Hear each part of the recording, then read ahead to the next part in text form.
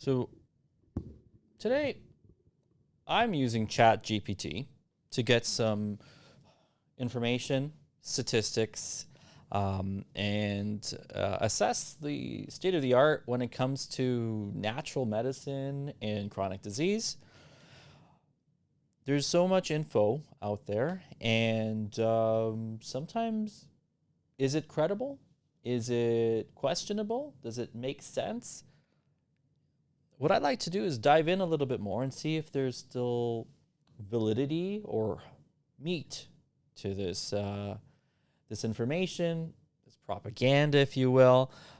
Ultimately, what we want to see is that the body of evidence for natural medicine is increasingly growing to continue to validate what we already kind of know, but to actually give some data and some information and just to kind of build up that body of evidence. So there's less and less doubt that what we do is legit. Because a lot of the times we do things and we don't even know why we're doing them. When it comes to natural medical practitioners, sometimes it's just we lean on intuition or we lean on like what we learned when we were in school. But sometimes it's like nice to actually be like, hey, where are things right now? So ChatGPT is a fun method to do a lot of these searches because you get so much information so quickly. So one search I did today was give me 10 statistics citing 2024 studies about supplements treating chronic disease. And so I got 10 great hits, and they all have like a PubMed citation. So I'm just going to rhyme off the statistics, and if anyone's really curious, I could always tag the citation so that people can, look it up themselves, because a lot of things online people just say, but it's kind of like, trust me, but you don't have to trust me. You can look it up yourself. All right. Regarding vitamin D. Vitamin D reduces type 2 diabetes progression risk by 15 to 20% in pre-diabetic individuals. That's interesting. Let me click on that. It's just more of a broad study, kind of meta study, kind of pulled together a lot of different pieces of information. And yeah, that's more of an editorial. So it's citing historical studies, anything current. Yeah, they look like they're 2023, 2016, kind of going back a little bit. But nevertheless, kind of highlights something that we sort of already know. Probiotics. Probiotics help mitigate metabolic syndrome by modulating gut microbiota. Okay. Oh, yeah, another editorial in 2023. I think it's the same editorial. Okay, give me studies. Omega-3 fatty acids lower cardiovascular events by 25% in high-risk populations. The same editorial, guys. That's no good. You have to give me more sources than that. So far, it's highlighted some great statistics, but it's just going back to the original editorial, but then you have to go back to the original study. Well, this is also part of the problem. Here's something interesting. 2022, serum 25-hydroxy vitamin D levels and risk of recurrent stroke. So that's a free article. I can just click here.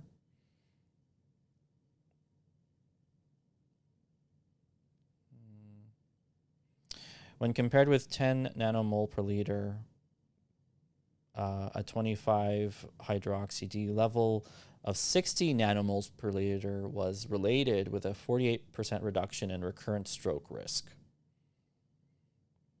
So someone who had 6 times the hydroxy vitamin D levels in their blood, they showed almost a 50% reduction in stroke risk recurrence.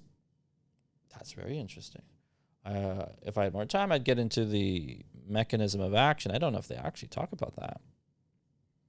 Okay, well, those who had strokes, vitamin D seems to reduce your risk. That's very useful information. Magnesium. It improves insulin sensitivity in type 2 diabetics by 10 to 12%. Trying to see if I can get to the original. One of the frustrations with that search is that it kept citing the same editorial. Now I have to go back to the original. I'm going to skip all of these because now I'm annoyed that that one citation was just, that one search is citing the same source for 10 statistics, which was good statistics, but what the heck. And okay, so here's another search. In this search, and it's 4 different sites were assessed. It says, give me 10 statistics about gut biome health negatively impacted. Shush. Give me statistics about how the gut biome is negatively impacted by pharmaceutical drugs. And here's one. Antibiotics, long-term effects. Antibiotics can significantly disrupt the gut biome, leading to a reduction in bacterial diversity. These effects can persist for years, with microlides and lincosamides impacting gut health for up to 4 years. All right.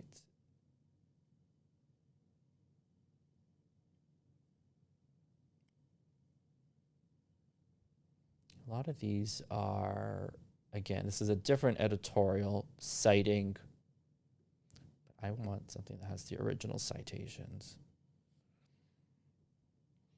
Okay, here's one. Gut-brain axis and resilience. A study published in Nature Mental Health found that individuals with higher gut microbiomes exhibited improved emotional regulation, cognitive performance, and lower inflammation. These benefits were tied to a stronger gut barrier and reduced leaky gut syndrome, which can negatively affect nutrient absorption and toxin elimination. That's from Science Daily in 2024, a UCLA study. All right, good for you, UCLA. Cognition and metabolites. The metabolites produced by a healthy gut microbiome, such as short-chain fatty acids, have been linked to enhanced neuroplasticity and protection against neurodegenerative conditions like Alzheimer's disease. And that's citing the same study. ChatGPT. Okay, so one piece of feedback is when you're doing a search on ChatGPT, ensure that there's a nice breadth of studies being assessed and not just looking at the same. I think that's maybe how it's cheating and is giving you such quick results, is that it's actually trying to just cite the same editorial. It's a great editorial, but I want more info, a wider span. CoQ10 decreases fatigue and inflammation in 40% of fibromyalgia patients. That's interesting.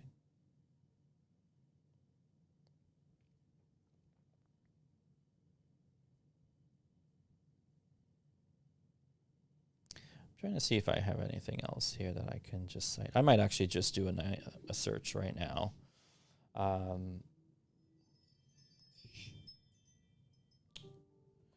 Citing PubMed citations in 2024.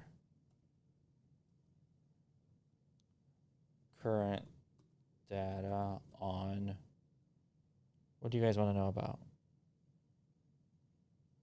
Probiotics, and let's come up with a chronic disease. Diabetes.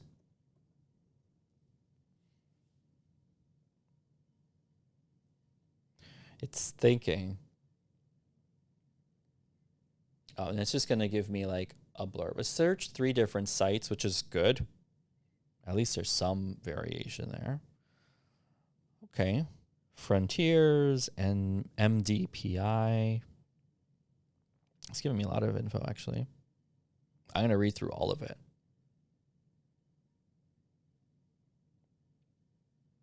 Okay. The first fact or statistic, glycemic control, which I totally am into.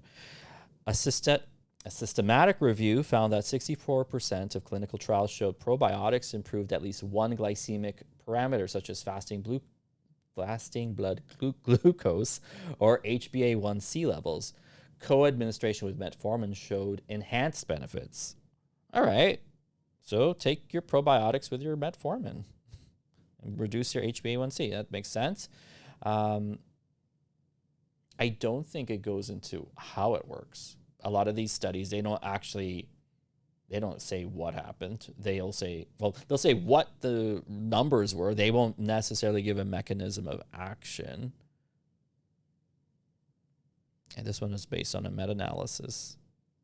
But it looks like a good study on Frontiers. Yeah, the full study is available. The meta-analysis found probiotics at different intervention times play a positive role in modulating glucose in type 2 diabetes, especially HbA1c in a 6 to 8 week window.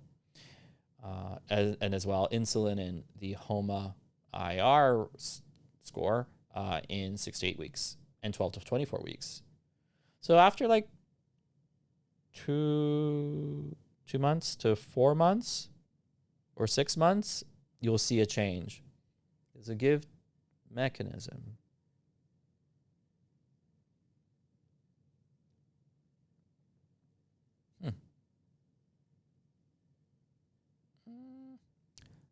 Nothing that's obvious right now, but it was a meta-analysis, so I was looking at a bunch of different studies. So, okay, well, whatever, that's useful. Probiotics is good for diabetes. Newsflash. Here's another one from that search. Gut microbiota and insulin sensitivity. Probiotics like lactobacillus and bifidobacterium can positively influence short-chain fatty acid production, which enhances insulin sensitivity and glucose metabolism. Is this again part of the same meta-analysis? That's the one drawback. Even though it's a meta-analysis, so there's a lot of different studies in here, it keeps going back to the same review each search, but okay. I mean, at least it gives me some good information. Lipid profiles. In addition to I get to spit out of my mouth. In addition to glycemic improvements, 45% of studies reported benefits to lipid metabolism, potentially reducing cardiovascular risks associated with type 2 diabetes. All right, so another element of how probiotics are helping type 2 diabetics is by reducing the risk for cardiovascular events by improving lipid metabolism. Okay. I have to get speech lessons. Probiotics have been shown to decrease markers of inflammation such as CRP, C-reactive protein, which is often elevated in diabetic patients. Gut dysbiosis. Restoring gut eubiosis, microbial balance, using probiotics helps regulate glucose homeostasis and prevents and supports overall metabolic health in type 2 diabetics. All right. Let's search something else. Not probiotics. CoQ10. CoQ10, I think, came up. Citing recent studies, maybe not limited to 2024. See recent studies. The role of CoQ10 and disease. It's thinking. Okay, this searched 2 different sites. At least it tells me how many sites it searched. That's all right. Gives a little bit of more credibility when there's more than one.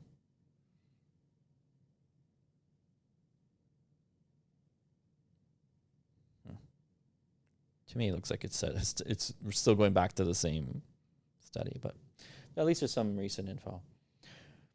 CoQ10 has demonstrated benefits in improving mitochondrial function, endothelial health, and reducing inflammation in conditions like heart failure and ischemic stroke. Studies suggest it can enhance the efficacy of standard treatments and improve patient outcomes in cardiovascular disease. All right, for neurological conditions, emerging evidence links CoQ10 supplementation with neuroprotective effects, particularly in conditions like Parkinson's and Huntington's disease. Its ability to reduce oxidative stress and support mitochondrial function helps underpin its potential in slowing neurodegeneration. I think I need some CoQ10 to say all those words at the same time. Metabolic health. CoQ10 may benefit conditions like diabetes by improving mitochondrial efficiency and reducing oxidative stress associated with high glucose levels. But fertility. Clinical trials have shown CoQ10's effectiveness in improving male and female fertility by enhancing mitochondrial function and reducing oxidative damage to reproductive cells. Muscle health. CoQ10 supports muscle health and recovery, particularly in people with statin-induced myopathy or those undergoing intense physical activity by addressing energy deficits and oxidative damage. All right. Let's look up creatine. Creatine. Recent findings. This is just live. Live. I'm recording it live, obviously. All right. Oh, 5 sites. Wow. Thank you. Thank you for making the effort, ChatGPT. Okay. The first one cites a meta-analysis in 2024 for cognitive function in creatine. A 2024 meta-analysis demonstrated that creatine monohydrate enhances memory, attention, and processing speed, especially in adults aged 18 to 60, due to its role in increasing brain energy reserves and reducing oxidative stress. I did so well. I was so professional with how I was reading, and I didn't mute my phone like a goose. No offense to goose or geese. What else is there? However, these benefits appear less significant in individuals over 60 years old. Boo! Oh, that sucks. I'm glad I stopped reading there. All right, if you're over 60, you're done. I'm just kidding. We'll fix you. We'll find something else.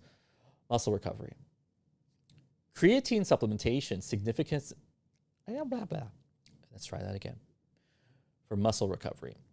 Creatine supplementation significantly accelerates recovery from exercise-induced muscle damage. It reduces muscle swelling, alleviates fatigue, and speeds up strength recovery after intense physical activity, potentially due to its anti-inflammatory and antioxidant properties.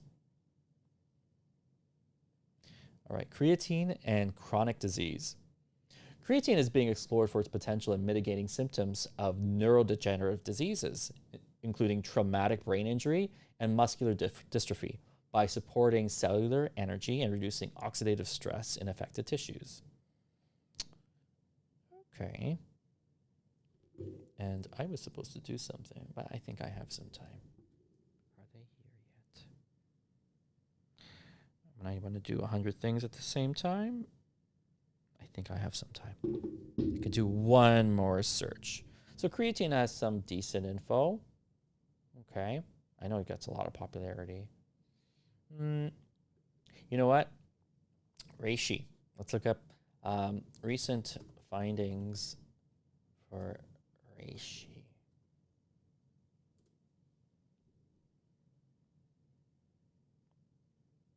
My coffee has reishi in it. I have a lot of coffee, so I get a lot of reishi. But I mean, I usually recommend reishi on its own. Or if you're drinking coffee, might as well get the reishi in there. Shout out Organo. Okay.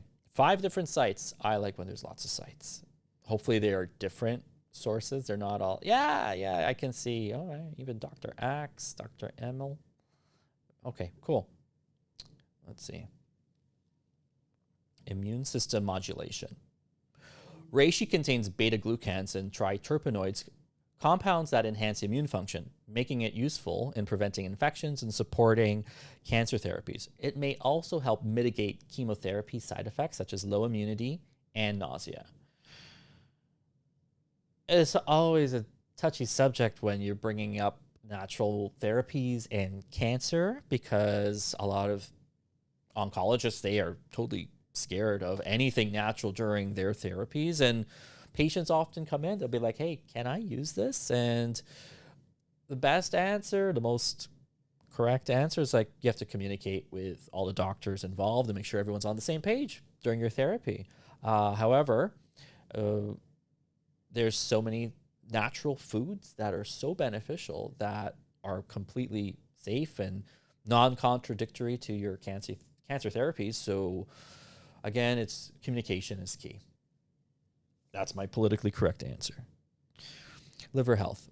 Studies suggest reishi mushrooms support liver function by promoting detoxification and regeneration of liver cells, which may be beneficial in managing liver diseases. It's very broad. Okay, it's good for your liver, I suppose. Didn't really get into facts. Even though the source is organic facts, it's not that factual. I want stats. That's what I want. I'm going to type it. I'm going to change this because this is all kind of fluffy. Studies regarding reishi, I'm going to put Ganoderma. And what kind of condition? Let's do neurodegenerative.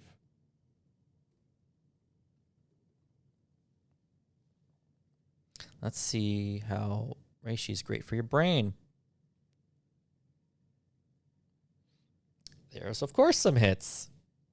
And whoever tells you that there's no studies for any of this stuff, there's too many studies. It's a problem. We can't keep track of everything. That's what the meta-analyses that are very useful. They actually pull together a lot of information. Okay. I hope that I'm not rocking this too much. Reduction of neuroinflammation. Reishi's polysaccharides and triterpenoids have been shown to inhibit neuroinflammation, a critical factor in neurodegenerative progression. These compounds regulate the immune response, reducing the activation of microglial cells responsible for neuronal change. That's interesting. Reishi contains antioxidants that combat oxidative stress, which is strongly linked to pathology of neurodegenerative diseases. By reducing free radical damage, it helps protect neurons and improve cellular resilience. Okay. I like when they say statistics. It's a little bit too broad. Statistics regarding Ganoderma, and I'm going to say Alzheimer's. I want to be very specific.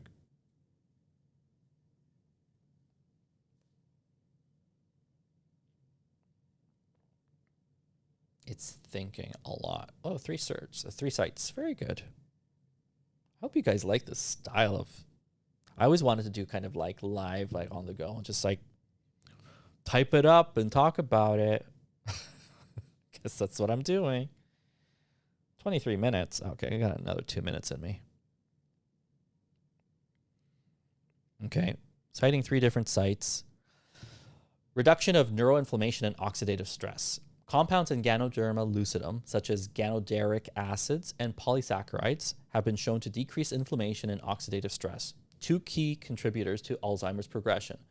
These effects may help protect neurons from damage associated with beta amyloid plaques in tau protein tangles, hallmark features of AD pathology, Alzheimer's disease. That's interesting. So it reduces inflammation and oxidative stress. Okay. Studies involving animal models of Alzheimer's indicate that reishi extracts can mitigate memory and learning impairments. This is attributed to their ability to modulate signaling pathways involved in neuroprotection and reduce the toxic effects of amyloid beta proteins. So there is quite a bit of information regarding Ganoderma/reishi and Alzheimer's or neurodegenerative diseases. So that would be great. Great to get your elderly population into some shrooms, the good kind. I had to make a stupid joke. Okay. Yeah, it's more of the same. I think that was good. I feel like if you have ChatGPT, getting familiar with just some short search strings and being specific, because if I'm going to be like health 2024, there's gonna be a million whatever nobodies showing up. But if you you have something that you're interested in, especially for practitioners, it's like, hey, you know what? I just intuitively think that some kind of mushroom extract might help this person. There's going to be studies for it. Now, does that automatically mean it's the most indicated? Not necessarily, but there's got to be some meat to it, though. I mean, I think the mushroom kingdom itself is just grossly not misunderstood, maybe like understood. Is that even a pop? Is that English? Understood? Not well understood? ChatGPT. As a 45-year-old man learn how to speak English properly. It's too late. I think that's all for today.